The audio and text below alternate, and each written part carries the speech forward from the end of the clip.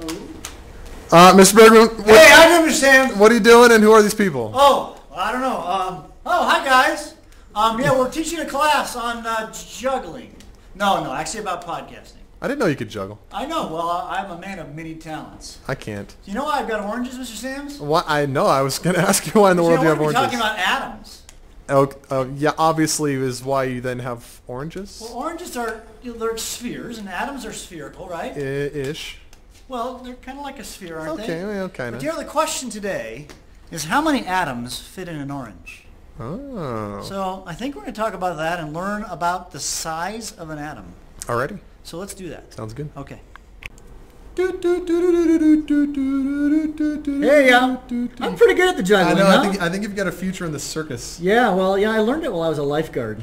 A lifeguard? You had nothing better to do. We had while you were nothing being better a to do while we lifeguard? were being lifeguards. It was in rain What? And where was that? in Oregon. Note to self: don't swim in Oregon. Hey, the point of the orange is, of course, we're going to learn about the atom and how small the atom is. So, Yeah. So- why oranges and atoms? I don't get it. because they're spherical. Oh. So you'll see. Okay. I think you'll Show find me. it as Tell me you later. learn. Okay, All right. cool. Hey, before we do that, we need to learn about the history of the Yes, atom. history lessons in science. Why would you learn history? I thought it was just like in Well, history we got to class. know how we know what we know. I agree. How we got there. Yeah, that's important. So we're going to start with this guy right here. His name is John Dalton. John Dalton, British scientist. Yeah. Came up with something called Dalton's atomic theory. And he had kind of four parts to his Yeah, there was theory. kind of this big gap. There was an ancient Greek, Democritus, I believe was his yeah. name, and he came up with the idea of the atom, and then Aristotle went, and everybody liked Aristotle better, and so they kind of went with what Aristotle thought about the existence of tiny matter, and so the idea of the atom kind of got squished for a couple thousand years, and then Dalton Yeah. kind of resurrected it back in the 1800s. Johnny came back about 1850, I think it was, I and he remember. said, you know what, atoms are small. Yeah. Notice they are tiny particles. Yep. And he said elements. Yeah, we so talked about elements. Smallest bit of an element, he would say, would be an atom, and that's the smallest particle. So he kind of envisioned atoms as tiny spheres. Yeah. You know, some are bigger than others. You know, maybe this is the hydrogen atom, and then a larger one might be, Sodium. a sodium atom. Okay. N-A, S. not S. Yeah, okay. Second thing he said is that they are all identical. Right, so all Of the same element. Right, all copper atoms would be the same as all other copper atoms.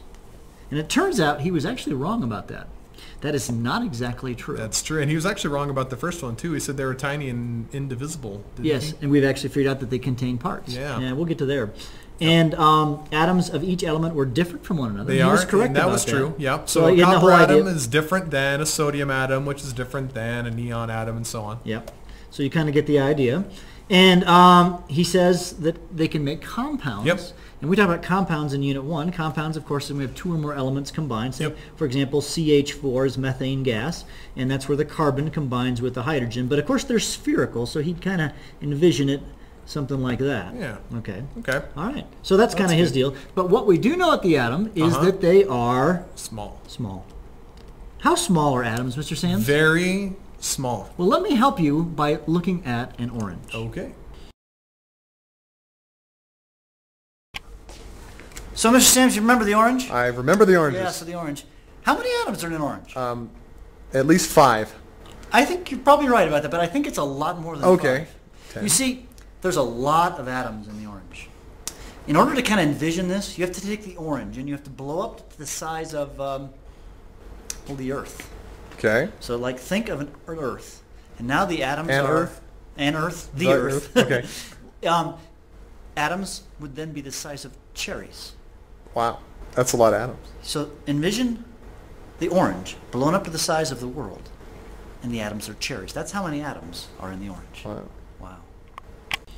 All right, so there's my Earth-sized orange right there, and the whole thing is filled with actual-sized cherries. That is a ton. That's so many stinking It's cherries. I can't even unbelievable. really get my head around how many that It is is. so unbelievable. So you Yeah. take the orange, you blow it up to the size of the world. Yep. And then you Cherries. fill it with cherries. The earth filled with cherries. Wow. That's So amazing. That's. All right, so I'm going to take those cherries and I'm going to fill up the earth with the cherries. yeah. Wow, that's a big, Like it. big funnel. That's a big funnel, yeah. Well, that's the idea was the cherries kind of go through the funnel and fill Right. the earth. Yeah. It's So that's just gazillions of cherries. unbelievable, Yeah. isn't it? Yeah. So and there's that many That's crazy. That many atoms in an orange. I know. Wow. It's crazy. Okay. But that's the way it is. They're tiny. Yeah, Okay. They're tiny. I believe you. Hey, as we go a little further in history, we meet a guy named J.J. Thomson. Yeah, J.J. Early 1900s. Yes. And he did a really cool experiment. And so why don't we watch that experiment right now? Okay. Okay.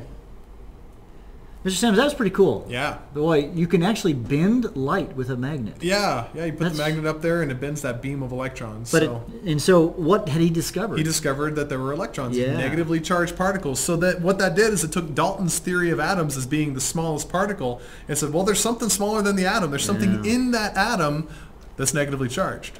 So here's a picture. So guys, as you're watching this, make sure that you're copying down the pictures of the atoms. Yeah. You may need to pause the video as you do that. Yep. But here's he called his model the Plum pudding model. But since we live in America, we don't know what plum pudding is. Yeah. So I like to call this the chocolate chip cookie dough model. I agree.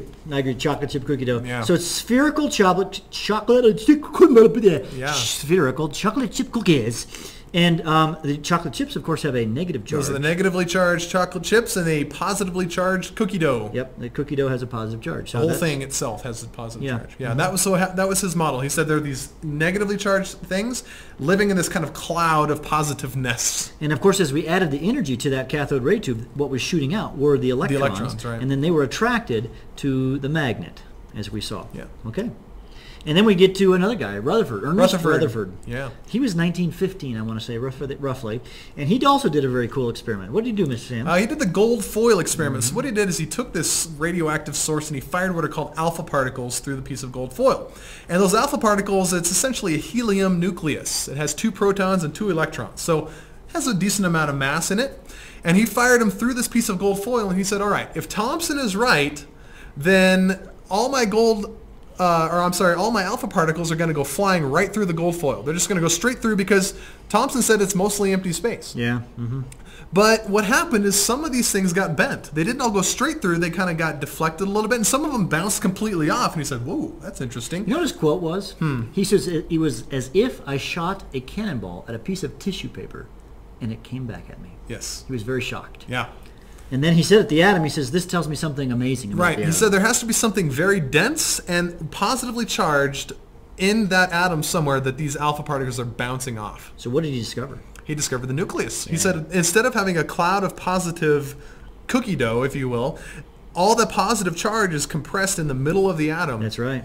And it bounced off. Now this picture shows us kind of how big that nucleus would be, right? Well, no, that's not a real good representation of the size of the nucleus. So the nucleus is kind of small. It's really small. Yeah. Yeah. Actually, let's illustrate this with a little clip. Let's go out to the football field. Yeah, let's go to a football field here at Woodland Park and see if that can help us understand it. Okay. So we've already talked about how big or really how small the atoms are. Atoms, of course, are really small. It's the number of atoms in the orange is equal to the number of cherries in the earth. But now we want to look at the cherries. So I don't have any cherries, but I have a ping pong ball. So let's say the ping pong ball, it's a little bigger than a cherry, but pretend this is now, how big is the nucleus inside of the atom? And of course the nucleus would be like the core, the center. It would be the pit of a cherry, right? But how big is that pit? That's what we want to look at. And so to illustrate that, we're here at the Woodland Park football stadium. And so what we really want to do is to say, how big is that? Okay. Now I've also brought with me one other thing. It's a tiny little bean. Okay. So this would be like the size of the pit that you would put inside of the cherry. Is this the right size? So would this be appropriately sized for the nucleus? Well, the answer is no. We're going to actually have to blow the nucleus up, or pardon me, the atom up to the size of the football stadium. If you blow up the ball to the size of the football stadium, it's unbelievable. So Mr. Bergman is down there on the 50-yard line. He's got his little bean, and that bean is the nucleus of the atom. And the whole radius of the atom is about the size of this football stadium. That's huge, and the nucleus is really tiny. The crazy thing is almost all of the mass of the atom is in that nucleus, is in that bean. So think about the most dense bean in the world you could possibly imagine. We're talking like tear your arm off dense. It's so heavy for such a small size. Wow. Yeah. It's small. It's tiny. That bean was small. But it's extraordinarily dense. If you were holding it, it would tear your arm off. Yes. So in fact, you know how dense it is? How dense is it? How dense is the nucleus?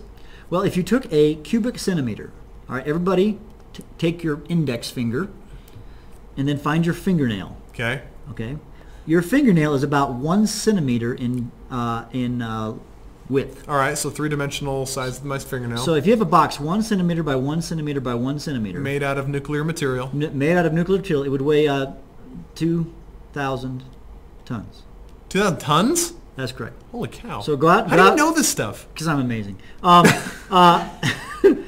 Go take your average small car, like a Honda Accord or something like that, out in the parking lot. All right. That weighs about 1 ton. Okay, so 2,000 Hondas, 2,000 the size Hondas, of my fingernail. The size of your fingernail. Wow. That's dense. That's very dense. Really, really dense. That's pretty cool. That's pretty cool, yeah. Okay, and then we meet our last guy. All right. Niels Bohr. Niels Bohr. He was from Germany, and he talked probably German stuff, I think. Is that a German accent? I don't think so. I don't know. I don't know what that was. I don't either. So Niels Bohr, what did he say? Well, he said that the electrons are okay, moving around the nucleus like a planet orbits around the sun. Yes, orbits. Yes. I see. Okay. Right. That's it?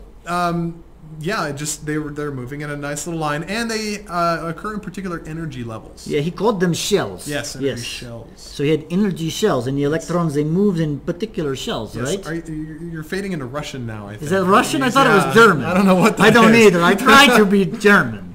I don't know. Okay, No. so he had the shell model, Right. right? Okay, so what's the summary? All right, let's just take a look. We've got several guys. Dalton. Right, Dalton. Basically, Dalton, so folks, you should write this down, just kind of just a real quick picture. Dalton believed in tiny spheres. He didn't know what was inside the spheres. No, he thought that was the smallest particle he could get. Thomson said, yeah, they're spheres, so he agreed. Except they have electrons in them. They've got electrons, and there's this, it's the cookie dough guy. Right? Plum pudding, cookie dough. Yeah. And then we meet Rutherford. And he said, Thomson, yeah, there's parts of the nucleus, or there's this nucleus, but it's oh so tiny. Tiny, dense, and positively charged. Yeah, and the electrons are somewhere on the outside. He didn't know this story. They're outside And somewhere. lastly, and there's still another guy, but we'll deal with him later. Yep. And that's Bohr. And Bohr said, yep, got tiny, super duper tiny nucleus. Now the electrons are traveling like planets around the sun. And they do that in particular energy shells. Specific energy levels.